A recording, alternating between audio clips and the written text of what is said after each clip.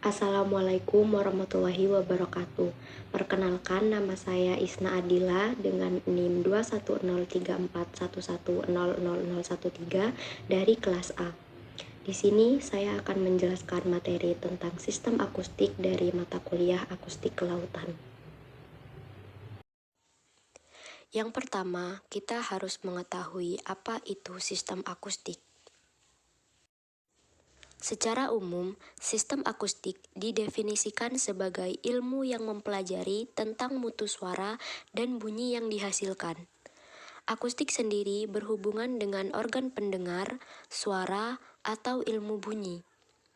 Arti lainnya yaitu, akustik merupakan sebuah ilmu tentang tata suara dan keseluruhan efek-efek yang ditimbulkan oleh suara tersebut terhadap para penikmatnya. Yang kedua, kita akan membahas tentang sistem akustik kelautan.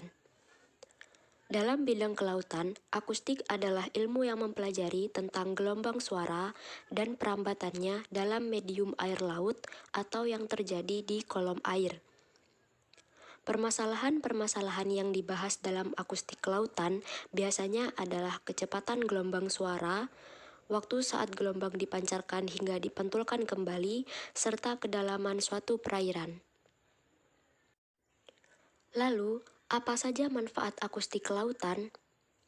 Akustik kelautan memiliki manfaat seperti digunakan untuk mendeteksi target di kolom perairan dan di dasar perairan dengan menggunakan suara sebagai medianya. Yang kedua, untuk mendeteksi sumber daya hayati dan non-hayati secara lebih akurat dan ramah lingkungan. Yang ketiga, dapat bermanfaat untuk menganalisa profil seluruh area perairan. Selanjutnya adalah penerapan teknologi akustik.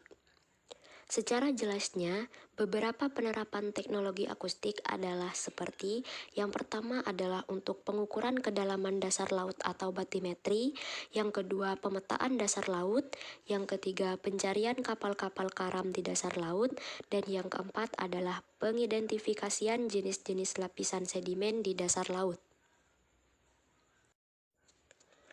Prinsip kerja hidroakustik adalah menggunakan beberapa alat atau perangkat akustik seperti echosonder dan sonar. Perangkat yang sering digunakan yaitu echosonder yang memiliki beberapa tipe seperti single beam echosonder dan multi beam echosonder. Single beam echosonder berarti hanya menggunakan pancaran tunggal, sedangkan multi beam echosonder menggunakan pancaran lebih dari satu sehingga jangkauannya lebih luas.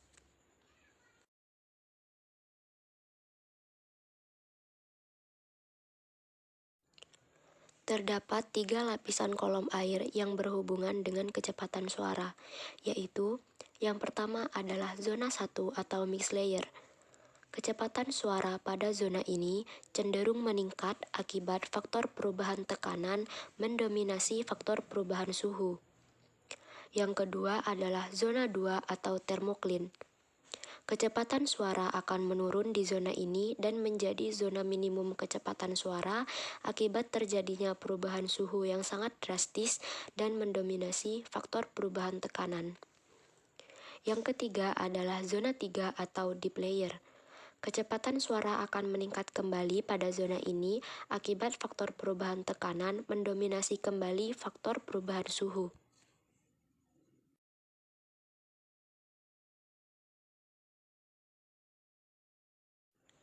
Faktor paling utama yang mempengaruhi kecepatan suara dalam air adalah suhu, kedalaman, dan salinitas. Sekian penjelasan dari saya, kurang lebihnya mohon maaf. Wassalamualaikum warahmatullahi wabarakatuh.